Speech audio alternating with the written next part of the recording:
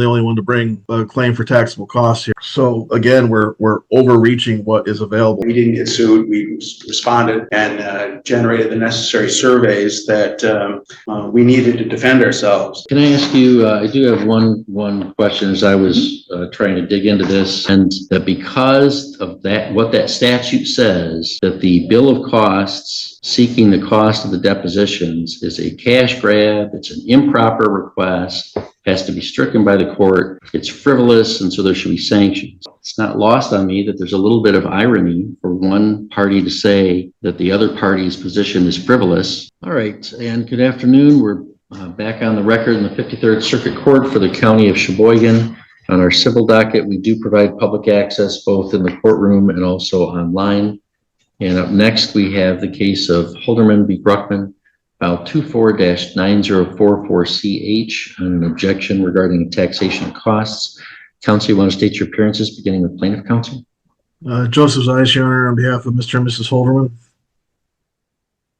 Good afternoon, Your Honor. Kevin Cleburne. I represent Mike and Becky Bruckman. Good afternoon. Lawrence Hanson on behalf of Brian Cisco and the co-defendants. Okay. All right, thank you. And so this case, we had a motion for summary disposition on the defendants prevailed on the plaintiff's principal claims by summary disposition motion, and then the defendants had some counterclaims. We had a bench trial on those. Well, there was a partial summary disposition, then we had a bench trial. One of those counterclaims, the court no caused after the bench trial.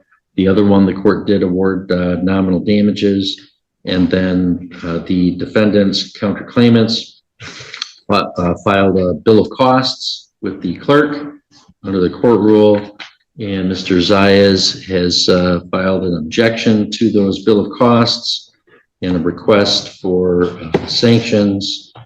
And then Mr. Cleburne filed a response to that objection. So I've reviewed all that stuff. So thank you all for getting me up to speed on those things. Mr. Zayas, since it's your objection, why don't we go ahead and have you argue your position first? Thank you, Your Honor, and I will do my best not to repeat the arguments that are already in my motion. A couple things to point out. First, I think it's important to point out, I don't know if Mr. Hanson here is going to make a claim for Mr. and Mrs. Kovturn or Mr. Cisco, but the Bruckmans were the only ones that actually filed a bill of cost, Mr. Cleburne. So, to the extent that the other plaintiffs are seeking costs, I haven't received anything from them to let me know that, which will be relevant for something I'll get to in a minute. Okay. The other thing things to kind of highlight, to kind of go down the list of some of the things they're claiming, and my request for sanctions, Your Honor, I'm not looking for monetary sanctions against them, but I think the court, as the court knows, has a lot of latitude in what kind of sanctions they choose to impose, and I think it would be appropriate in this case, due to their kind of overreaching request, to simply not award them costs at all. And that would be the relief I request today, is simply not award costs. What I mean by that is when we go down the list of things they claim, starting with the survey, they try to shoehorn those surveys into expert witness fees, but those surveyors never even got close to testifying at trial. So to try to say that they were, that was preparation for testimony is a stretch. Mr. Cleburne did cite an unpublished case where costs for a survey were included in the final award, but if you look at that case, that was a voluntary dismissal. And if the court looks at the rule regarding voluntary dismissals, it says that the court has the discretion to allow the party to dismiss or not, and can award costs as they find appropriate. So it's a totally different calculation than taxable costs after going all the way through trial. And I would contend, Your Honor, that those surveys are not available as taxable costs. I would also note, Your Honor, if I could, if you look at what he attaches for the surveys, he attaches 3 separate surveys, only one of which I believe we actually saw in this case, and that's the riparian survey for $2,100. These other 2, to stake out parcel 1 and to locate existing driveways from 2023, I'm not sure why they're included. You know, the survey was weren't those, didn't we see those in the summary disposition motions? I think we saw the riparian survey. I'm misremembering because the summary disposition was the driveway issue, right? And the riparian survey was the docks. Right. Okay, I seem to remember it being the same survey. I could be mistaken. If I am, I apologize for that. Nonetheless, you know, these surveys were done before any of this thing started. They're both dated 2023. So I would, even if they were in the summary disposition, if I'm mistaken, I apologize.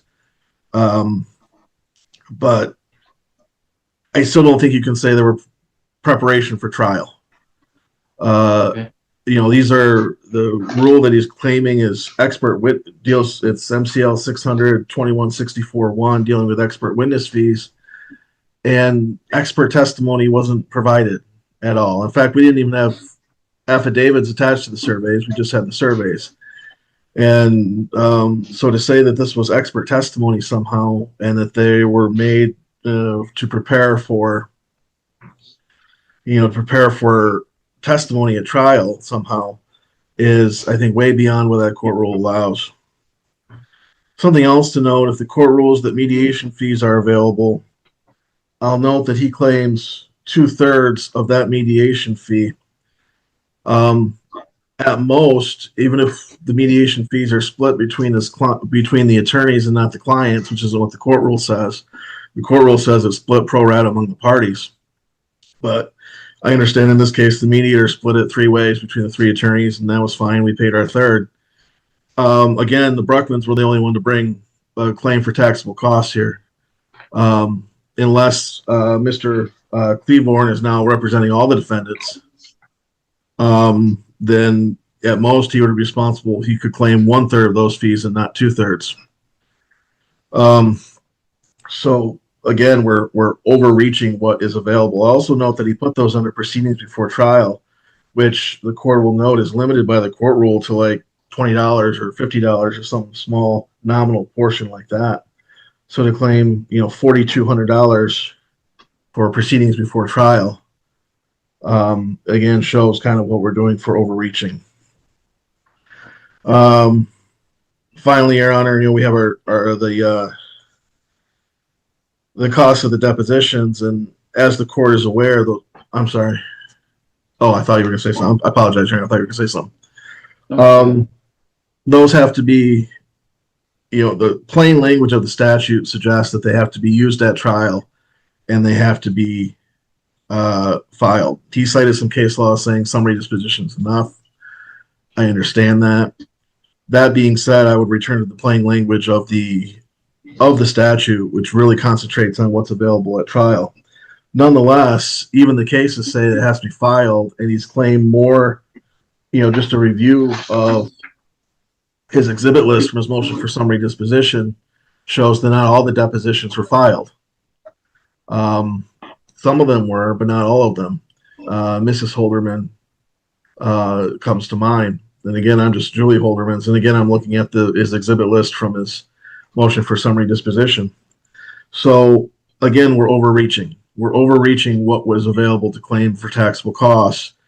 And I think, you know, I think it's pretty easy to see why he's doing it. He ended up going to trial and getting $10 in damages, and now we're trying to make up for it. And it's not the appropriate avenue in which to do that.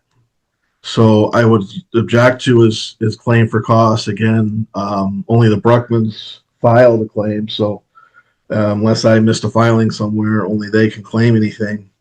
And what was claimed, I don't feel is appropriate and available. Unless the court has any questions for me. Okay, no, thank you. All right, Mr. Cleveland, go ahead. Thank you.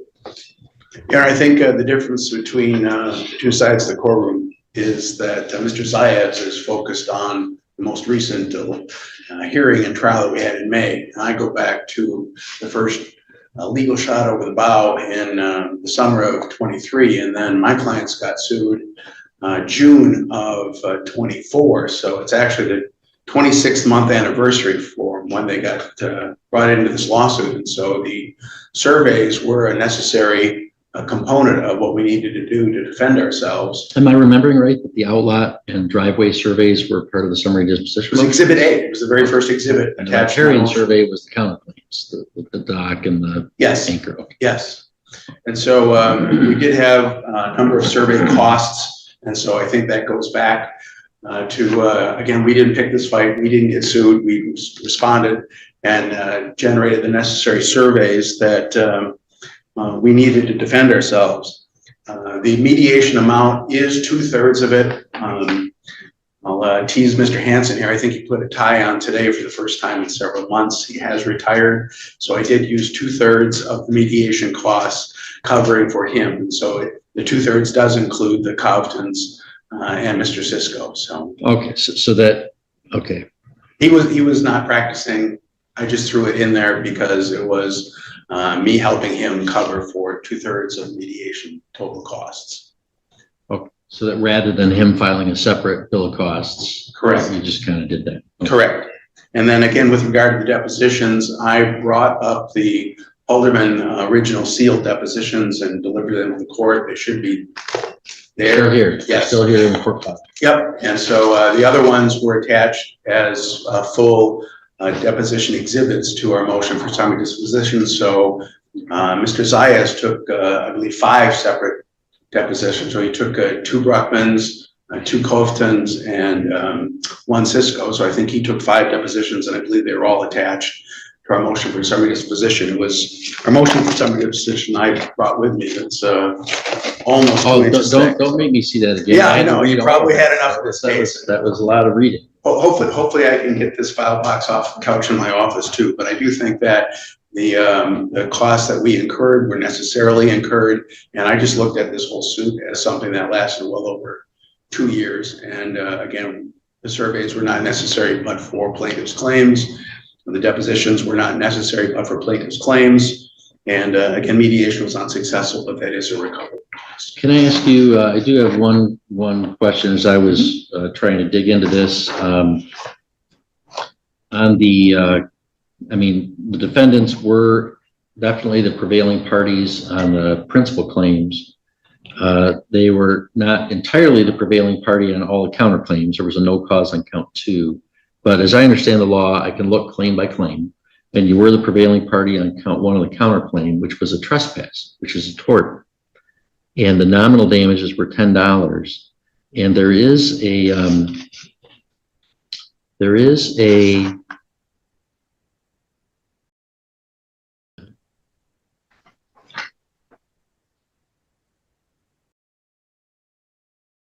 okay. Michigan Court Rule 2.625C provides that for costs in a tort claim where the claimant recovers less than $100, the claimant may recover costs no greater than the amount of damages.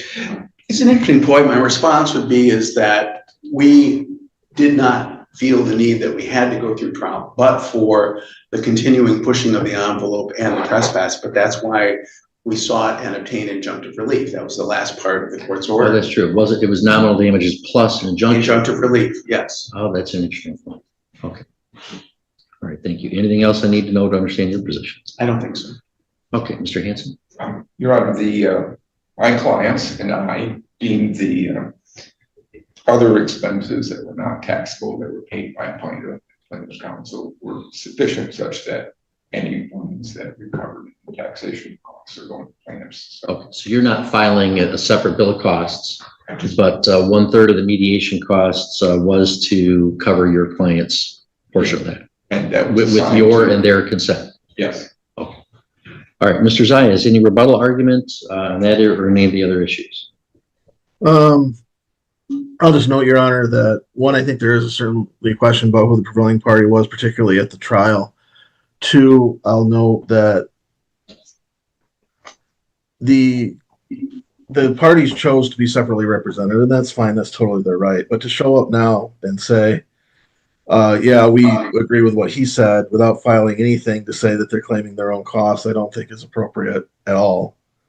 Other than that, Your Honor, I'll rely on what I stated in my previous argument as well as my motion. Okay, thank you. Okay, well, in this case, I've reviewed the material submitted by both parties. There's a taxation of bill of costs that was submitted and objected to. I've also reviewed the court rule and statute, that being MCR 2.625 and MCL 600.2441 sub 2. The defendants were the prevailing party on summary disposition of plaintiff's principal claims. Defendants were not the prevailing party on all their counterclaims. However, there was a no cause by the court on count 2 of counterclaim, nominal damages of $10 on count 1 of the counterclaim, the tort of trespass, and as I was reminded this morning, and also injunctive relief as well. So let's go through the costs that were taxed, or that are asking to be taxed. Proceedings before trial is the surveys. There's attached the $4,291.67 consists of the surveys and 2/3 of the mediation costs. The surveys, there's 3 of them. $800 for an outlot survey, $645 for survey driveways. Those were part of the summary disposition on the principal claims about the driveway and access issues. Plaintiffs argue that those are not taxable.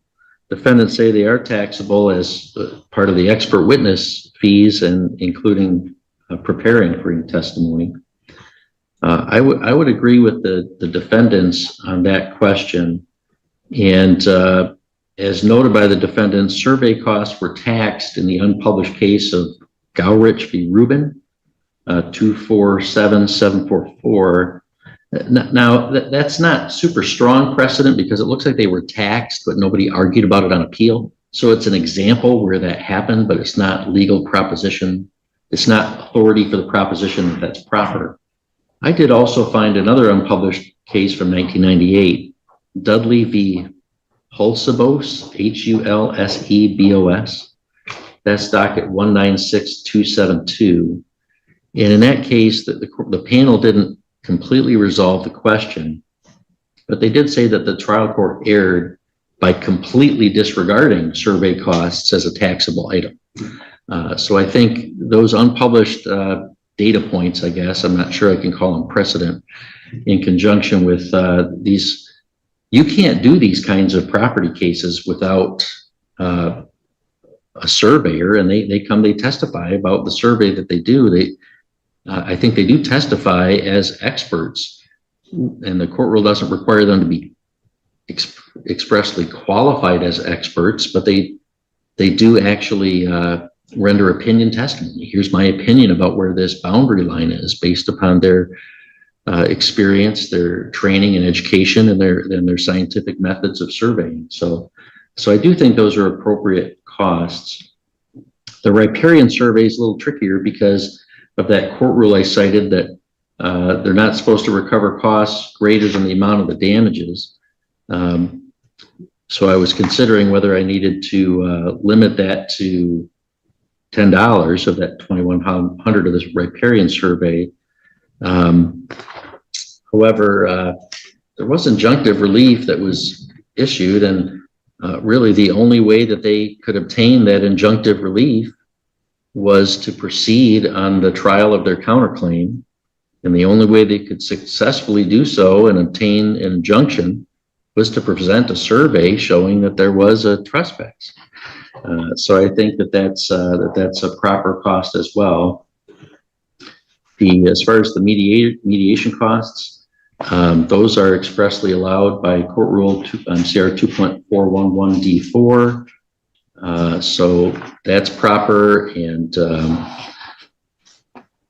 I mean, I guess the defendants, counterclaimants have, I guess, less formally than certainly Mr. Zayas would prefer, and perhaps even than I might prefer, they have less formally kind of agreed how to allocate these bill of costs. I don't know that that's improper. And especially given Mr. Hansen's newly attained retirement status, which every lawyer congratulates you on. Lawyers don't tend to make good decisions about when to retire, so I'm glad that you've reached that. I don't find anything improper with that, and it is allowable under the court rule. So I think I would allow that that item of the bill of cost, the $42.91.67. The motion resulting in dismissal or judgment, the $20, that's allowed. The trial of the action, $150. I know it's discretionary whether to award costs because they didn't prevail on all the claims, but they did prevail on a claim that, although I thought the damages were nominal, it was clearly an important issue to the parties to obtain that injunctive relief. That's meaningful relief. So in my discretion, I would award those costs, and the $150 for the trial of the action, that would be allowed as well.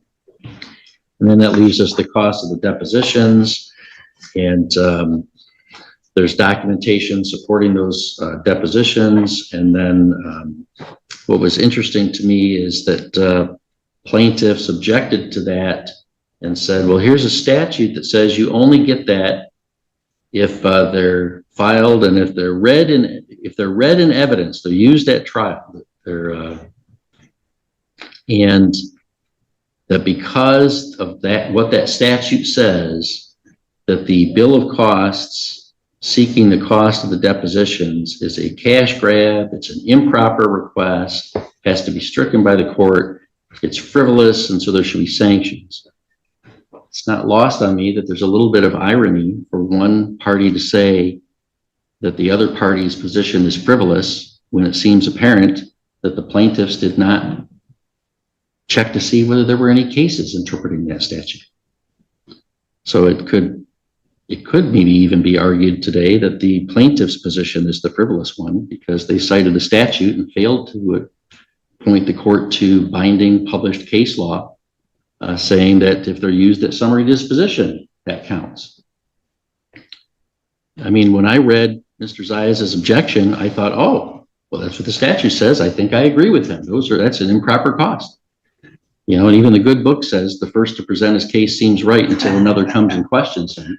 And then I get the response and I see, well, lo and behold, here's a case that says it is okay. And I'm curious as to why Mr. Zayas didn't give me that case. I don't believe he acted unethically and knew about the case and failed to tell me. So I'm left to conclude that he just didn't check. And it seems to me that you should check before you accuse somebody of presenting a frivolous position. So those are entirely proper costs. The deposition's been filed. They were attached in whole to the motions, and they were used in a successful motion for summary disposition. So I find the bill of costs to be entirely proper, and it overruled the objection, denied the motion for sanctions. And I guess, do I procedurally, what's best? Do I just direct the clerk to tax the costs, or do you want to present an order to me, Mr. Cleveborn, for me to sign? Well, because he asked for sanctions. Yeah, maybe if you want to submit an order, I'll probably need to do an order. Okay, all right. So defendants will submit an order. All right, thank you, gentlemen. Thank you. Thank you. Let's go off the record.